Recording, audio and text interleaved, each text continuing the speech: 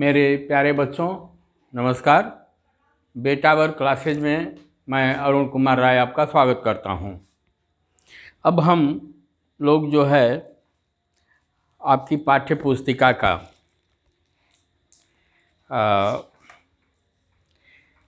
3.5 point number 3.5 पढ़ेंगे। यह क्या है? यह है सार्वगुणनखंड और सार्वगुणज। यह है सार्वगुणनखंड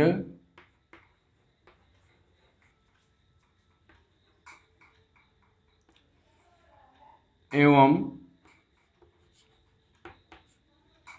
सार्वगुणज।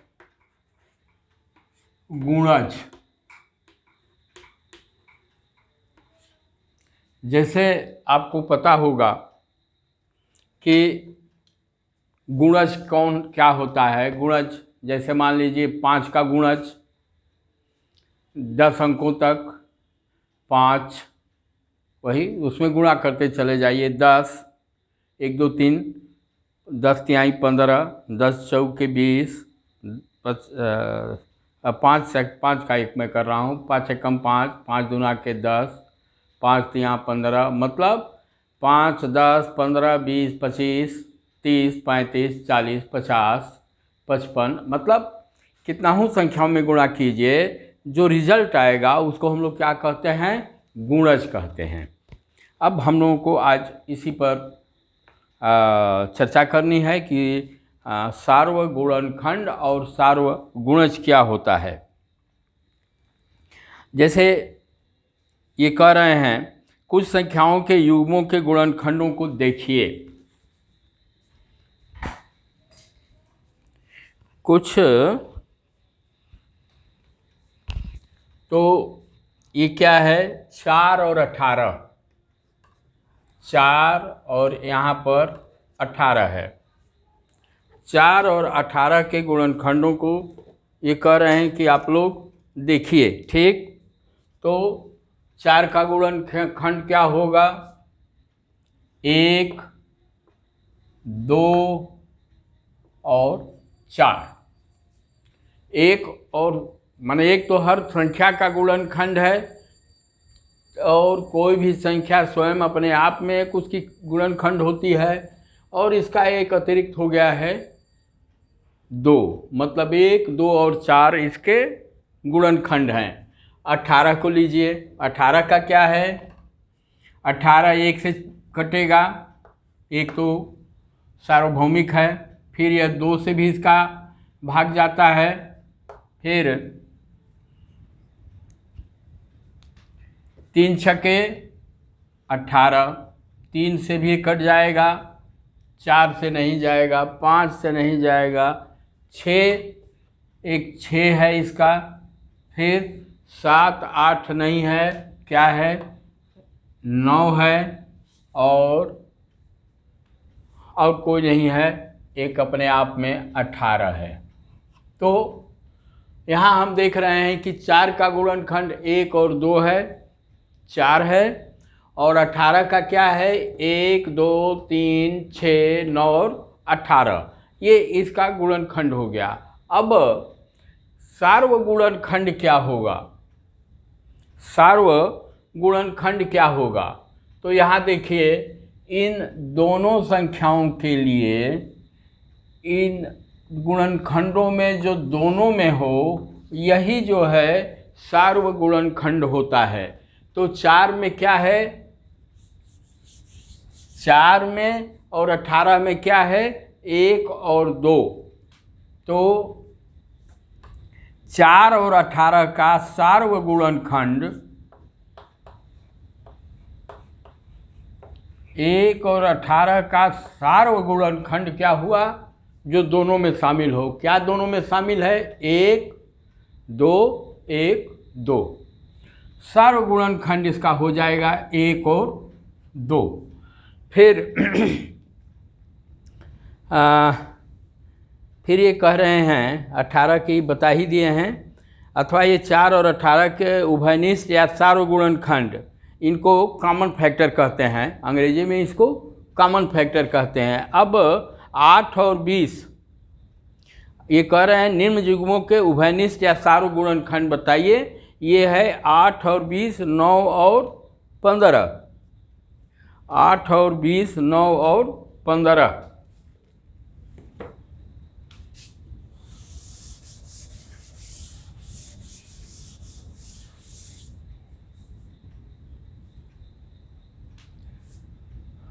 आठ और 20 ये एक क्वेश्चन है। दूसरा है 9 और 15। 8 का क्या होगा? 8 का क्या होगा आपका? 8 का होगा 1, 2, फिर एक अपने आप में 2 चौके 8, 4 दूना के 8 और 8। 1 से कट जाएगा 8, 2 से कट जाएगा 8, 4 से कट जाएगा 8, 5 से नहीं, 6 से नहीं, 7 से नहीं और 8 अपने आप में 8 है। ठीक। अब 20 को लीजिए।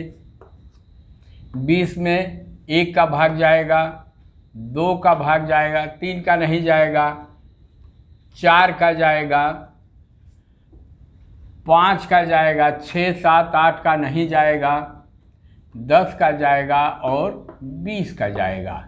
ये हमारे गुणनखंड हुए 8 के 1, 2, 4, 8 और 20 का 1, 2, 4, 5, 10 और 20। अब इसमें देखा जाए कि कौन खंड वह 8 में भी है और 20 में भी है। तो देखिए 8 में क्या है? 1, 2, 4। 20 में क्या है? 1, 2, 4। अतः इसका सार्वगुणनखंड क्या होगा? 1, 2 और 4। ये सार्वगुणनखंड होंगे 8 और 20 के। फिर अब देखिए 9 को देखिए। 9 का क्या होगा? 9 1 से कटेगा, फिर 2 से नहीं कटेगा, 3 से कटेगा, 4 से नहीं कटेगा, 5 से नहीं कटेगा, 6, 7, 8 से नहीं कटेगा, 9 से कटेगा। ठीक। 1, 3 और 9, ये 9 का हुआ। 15 का देखिए क्या हुआ? 15 का है 1, 3, 15 1 से कट जाएगा, 3 5 15, 4 से नहीं कटेगा, 5 तिहाई 15, 5 से कटेगा, 6, 7, 8, 9, 10, 11, 12 किसी से नहीं कटेगा और फिर इसका 15 होगा स्वयं। तो 9 का गुणनखंड 1, 3, 9। 15 का गुणनखंड 1, 3, 5 और 15। अब यहाँ देखिए इसमें कौन सी संख्या दोनों में शामिल है? तो 1 और 3 और 1 और 3, यह क्या हो गया? सार्वगुणनखंड हो गया। 9 और 15 का सार्वगुणनखंड 1 और 3 हुआ। राइट। मैं उम्मीद करता हूँ कि यह आप लोगों के समझ में आ गया होगा।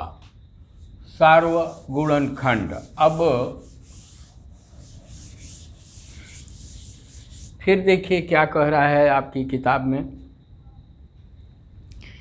यह कह रहे हैं 4 और 15 के सार्वगुणनखंड क्या हैं? 4 और 15 के सार्वगुणनखंड क्या हैं? 4 और 15। 4 का क्या होगा? 1, 2 और 4। 15 का क्या होगा? 1, 2 से नहीं कटेगा, 3, 5 और 15। इसका सार्वगुणनखंड क्या है जो दोनों में हाजिर शामिल है? क्या है? केवल एक है सार्वगुणनखंड। अब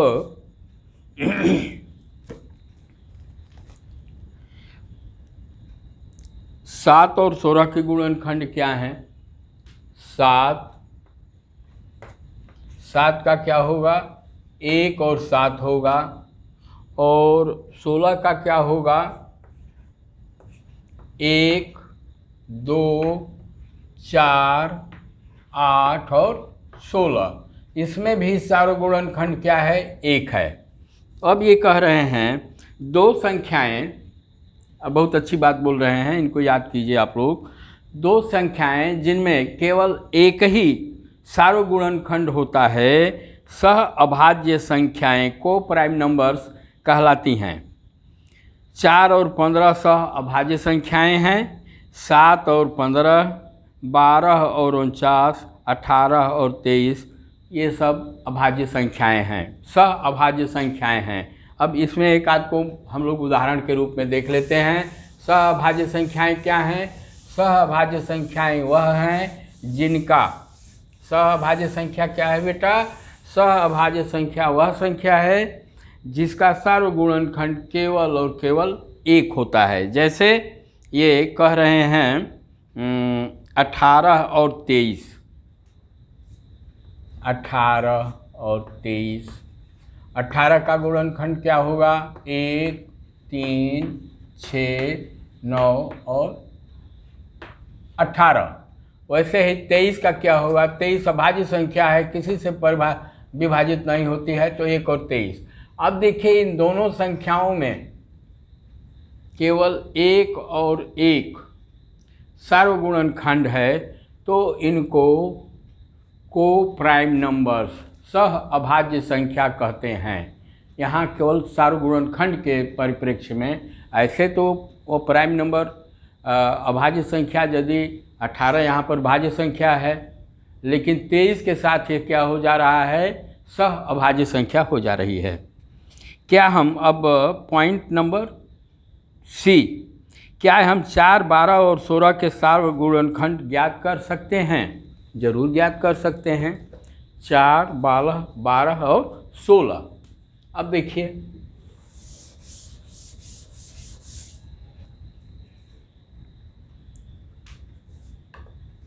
चार, 12 और 16।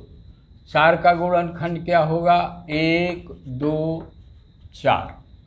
12 का गुणनखंड क्या होगा?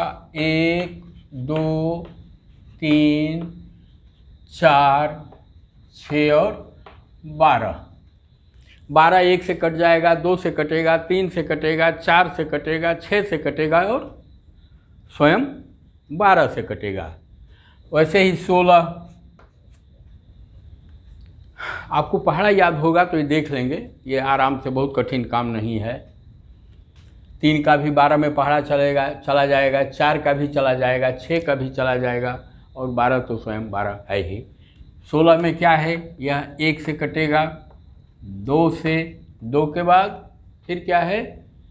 4 चौके 16, 4 से जाएगा, फिर 5 6 7 से नहीं कटेगा, 8 दूना के 16, और अब 9 10 11 12 नहीं होगा, 16 स्वयं होगा। अब देखिए इन तीनों संख्याओं में, इन तीनों संख्याओं के गुणनखंडों में देखा जाए कि कौन कौन सी संख्याएं शामिल हैं, तो 4 का है 1 2 4, मतलब केवल सार्वगुणनखंड अधिक से अधिक क्या होंगे? तो 3 होंगे, इसलिए कि सबसे छोटी संख्या के 3 हैं। यहाँ भी है 1 2 और 4, 3 6 12 नहीं है ऊपर वाले में। यहाँ भी है 1 2 और 4। अतः इन तीनों संख्याओं के, इन 4 12 16 का सार्वगुणनखंड हो गया है आपका 1 2 और 4। क्या हो गया? 1 2 और 4 हो गया, राइट। अब इसको मैं मिटा दे रहा हूँ।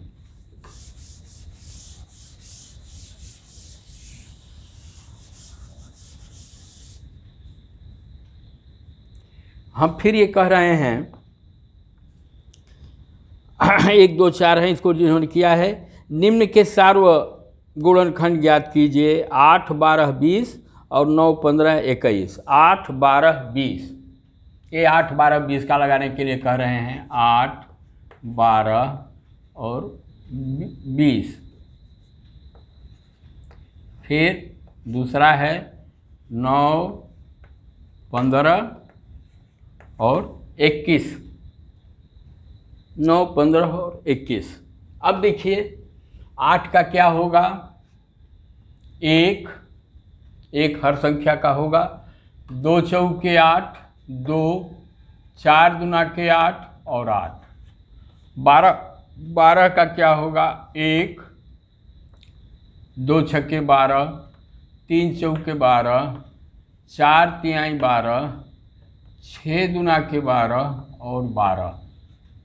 एक चीज़ और थोड़ा मैं बता दूं, जैसे मान लीजिए आपसे कह रहा है कि 20 का गुणनखंड ज्ञात कीजिए, सारो गुणनखंड ज्ञात कीजिए। तो सारो गुणनखंड ज्ञात करते समय संख्या के किसी भी दी हुई संख्या के केवल आधे तक ही जा पाएंगे आप, क्योंकि जैसे मान लीजिए आपको दिया गया है 12, तो 12 1 हो गया, 2 हो गया, 3 हो गया, 4 हो गया, 6 हो गया। अब 6 दूना के 12, अब कोई अगली संख्या लेंगे तो वह क्या हो जाएगा, 13 14 15 16 में जो भी आएगा, मतलब उसका उस संख्या के स्वयं से पहले आधा जो है यदि हो रहा है तो आधे तक ही आप जाएंगे। बात समझ में आई। जैसे ये 20 है, 20 में हम लोग कहाँ तक जाएंगे, 10 तक जाएंगे। 10 के बाद 11 पर जाएंगे तो 11 दूना के 22 हो जाएगा। तो इसका क्या होगा, यह 1 से कटेगा 20, 2 से कटेगा, फिर 3 से नहीं कटेगा, 4 से कटेगा, फिर 5 से कटेगा, 6 7 8 9 का भाग 20 में नहीं जाएगा, फिर 10 से कटेगा और फिर 20 से कटेगा। अब इसका सारो गुणनखंड क्या होगा, 1 2 4 इसमें है, 1 2 4 इसमें है और 1 2 4, माने इन तीनों में कॉमन क्या है, तो 1 2 और 4। अब 1 2 और 4 इसका क्या हो गया, ये सारो गुणनखंड हो गया। वैसे ही आप 9 को लीजिए, 9 का क्या होगा, 1 और 3 और 9, एक हर संख्या का है, तितली के 9 और 9 एकम 9, ठीक। 15 का क्या होगा, 1 3 5 तिहाई 15, और अब किसी संख्या से नहीं कटेगा, स्वयं 15 से कटेगा। वैसे ही 21 का ले लीजिए, 21 का 1 3 7 21, फिर 7 सत्तिली के 21, और किसी संख्या से नहीं कटेगा, स्वयं 21 का इसमें भाग जाएगा। तो इसमें और इसमें क्या सारो गुणनखंड नज़र आ रहा है, 1 और 3 1 और 3 और 1 और 3। इन तीनों संख्याओं का सारो गुणनखंड क्या हो गया, 1 और 3। ये सारो गुणनखंड का मतलब है। फिर आगे देखते हैं क्या कह रहे हैं ये।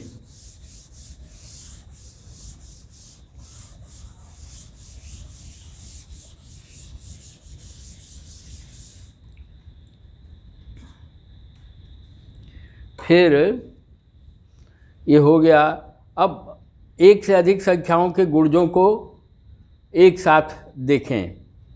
4 और 6 के गुणज क्या हैं। अब देखिए हम लोगों को सारो गुणनखंड के बाद ये जो है अब गुणज की बात करने लगे। 4 और 6 के गुणज क्या हैं, तो मैं गुणज लिख रहा हूँ। ये 4 का मैं गुणज लिख रहा हूँ। टेबल पढ़ना है, पहाड़ा पढ़ना है। 4 के गुणज क्या हो गए, 4 8 12 16 20 24 28 32 36 और 40, ये 4 के हो गए। फिर 21 का कह रहे हैं, ये कह रहे हैं 6 के गुणज क्या है। 6 6 का गुणा लीजिए, 6 एकम 6, 6 दूना के 12, 6 तिली 18, 6 चौके 24, 6 पाँचे 30, 6 छहा के 36, 6 सत्ते 42, 6 आठ 48, 6 नवा 54 और 6 दहा में 60। 11 से भी चलिए, 6 ग्यारह हम 66, 6 बारह हम 72, 6 तेरह हम 78। मतलब मैं एक 10 तक ही गुणा करके ये सब, ये 4 के गुणज हैं ये टोटल, और ये जो है 6 के गुणज है, मतलब उसमें गुणा कर दीजिए आप। अब ये क्या कह रहे हैं, कुछ और गुणज लिखिए। इनमें से कुछ संख्याएं ऐसी हैं जो दोनों सूचियों में आ रही हैं। जैसे पीछे हम लोग पढ़े सार्वगुणनखंड, वैसे ही गुणज में भी कुछ ऐसे अंक हैं, ऐसी संख्याएं हैं जो दोनों में आ रही हैं। तो उनको क्या लिखा जाता है, हम देखते हैं कि अब आगे मैं ये कर रहा हूँ। तो 4 और 6 के उभयनिष्ठ या सार्वगुणज ये कहलाते हैं, कॉमन मल्टीपल्स कहलाते हैं। अच्छा, अब देखिए इसमें क्या है, इसमें 12, 24 और अब देखिए इसमें 12, 24 और 4 नवा 36, यहाँ पर 36 है, ये 36 है। मतलब सार्वगुणज क्या है, 12। इन दो संख्याओं के सार्वगुणज, गुणनखंड नहीं, गुणज मतलब गुणा करने के बाद दोनों संख्याओं का 1 2 3 4 5 6 7 8 9 10 11 12 ऐसे करके आगे तक जाएंगे तो बहुत सारी संख्याएं मिलेंगी। तो जो दोनों में शामिल है, तो इसमें क्या है, एक 12 है, फिर क्या है 24 है, और क्या है 36 है। 4 और 6 का सार्वगुणज क्या है, 12 24 36 और सारी संख्याएं आ जाएंगी, लेकिन हम लोग उदाहरण के लिए पढ़ रहे हैं, माने सार्वगुणज हैं। सार्वगुणज का मतलब 12 में 4 से 12 को 4 से भी विभाजित किया जा सकता है, 6 से भी विभाजित किया जा सकता है। 24 को 4 से भी विभाजित किया जा सकता है, तो 6 से विभाज्य है। वैसे ही 36 4 से विभाज्य है और 6 से विभाज्य है। सार्वगुणज का मतलब हमारा ये है, इनके कहने का मतलब ये है कि जो संख्या दोनों सभी संख्याओं, दो दी गई संख्याओं से कट जाए, वह क्या है, सार्वगुणज होता है। फिर ये कॉमन मल्टीपल्स कहलाते हैं। 3 5 और 6 के सार्वगुणज ज्ञात कीजिए। 3 5 और 6, देखिए मैं समझा दे रहा हूँ, इसको अपनी किताब से पढ़िएगा, क्योंकि इसके बाद जो प्रश्नावली क्या जो फिर हमको पढ़ना है, वह लघुत्तम समापवर्त महत्तम समापवर्तक पढ़ना है।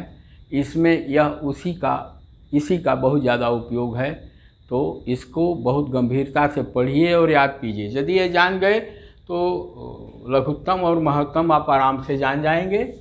तो 1 3 और 5 यही है ना, 3 5 और 6, 3 5 और 6 के सार्वगुणज ज्ञात कीजिए।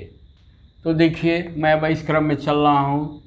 3 एकम 3, 3 दूना के 6, 3 तिली के 9, 3 चौके 12, 3 पाँचे 15, 3 छः 18, 3 साते 21, 3 आठे 24, 3 27, 3 रहा में 30। आगे चले जाइए, 5 को लीजिए। 5 एकम 5, 10, 15, 20, 25, 30, 35, 40 आगे तक चले जाइए। अब 6 को लीजिए, 6, 12, 18, 24, 30, 36, 42 और ऐसे तक चले जाइए। अब देखिए, मैं इसको बहुत आगे तक नहीं बढ़ाया क्योंकि ये यहीं आकर के ख़त्म हो जा रहा था। आगे बढ़ाएंगे बहुत सारी संख्याएं, अनंत तक बहुत सारे सार्वगुणज मिलेंगे। कोई पीछे से मिलेगा तो कोई आगे से मिलेगा। आगे मीन्स अब जैसे 3 को लेकर चले जाइए तो यहाँ 33, 36, 39 और 42। फिर 5 को लेकर चले जाइए तो ये ऐसे 45, 50, 55 कहीं ना कहीं जा कर के कोई ना कोई एक संख्या ज़रूर मिलेगी जो सार्वगुणज होगी। फिर 6 को ले लीजिए, 6, 12, 18, 24, 30 ऐसे। अब देखिए इन तीनों संख्याओं में सार्वगुणज कौन है? तो देखिए यहाँ 15 है तो यहाँ भी 15 है, लेकिन इसमें 15 नहीं है। अब आगे चलिए, चूँकि यह 5 है तो वह संख्या सार्वगुणज होगी जो कि 5 और 6, 5 का मतलब 35, माने जिस संख्या के अंत में इकाई अंक 5 हो और 0 हो। तो अब हमको यहाँ तो एक 5 मिला, यहाँ भी 5 मिला, लेकिन यह 6 है। 6 में कोई 5 वाला नहीं आएगा। तब इसमें क्या है, हम लोग क्या देखते हैं? 30। यहाँ 30 है, यहाँ 30 है और यहाँ 30 है। तो 3, 5 और 6 का सार्वगुणज क्या हो गया? 30 हो गया। फिर इनका और अगला सार्वगुणज क्या होगा? जब आप लोग आगे चलेंगे तो 60 होगा। फिर अगला सार्वगुणज क्या होगा? 90 होगा। मतलब ऐसे ही 30-30 के क्रम में बढ़ता चला जाएगा। तो देखिए दे भी रहे हैं 3, 5 और 60 के सार्वगुणज 30, 60, 90 ऐसे ही होंगे। 3, 5, 6 के कुछ और सार्वगुणज लिखिए। ठीक, इन्होंने कह दिया। फिर मैं 30 बढ़ूँगा, 120, 150, 180, मतलब इसमें 30-30 हम लोग जोड़ते चले जाएंगे। यह उसका सार्वगुणज होगा।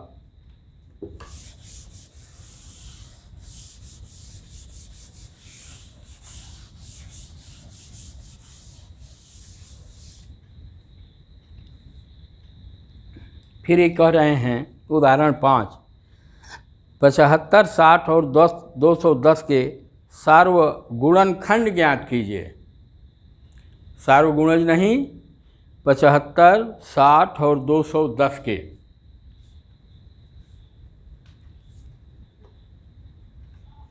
पचहत्तर, 60 और 210। 75, 60 और 210 के सार्वगुणनखंड ज्ञात कीजिए। तो देखिए, मैं चाहूँगा कि आप इसको देखिए। 75 किससे कटेगा? 1 से। फिर किससे कटेगा? 2 से नहीं कटेगा। 3 से।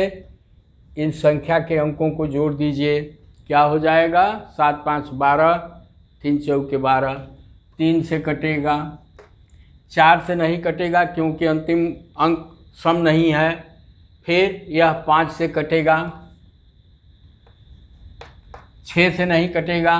7 से नहीं कटेगा क्योंकि 7 एकम 7, फिर नहीं भाग जाएगा। 8 से नहीं कटेगा। 9 से भी ये नहीं कटेगा, 9, 8, 72 होता है। 10 से भी नहीं कटेगा। 11 से नहीं कटेगा। 12 से नहीं कटेगा। 13 से नहीं कटेगा। 14 से नहीं कटेगा। फिर यह 15 से कटेगा। फिर 16, 17, 18, 19, 20 चले जाइए, कहीं से नहीं कटेगा, किसी का भाग नहीं जाता है। 15, 25, 75, इसके बाद तब 80 और ये हो जाता है। फिर क्या है? 25 तिहाई 75, 25 हो गया। फिर और अब कोई संख्या नहीं है जो कि इसको विभाजित करे, अब स्वयं 75 है। ठीक, ये इसके गुणनखंड हो गए। अब हम लोग 60 का देखें तो 60 का गुणनखंड क्या है? 60 का गुणनखंड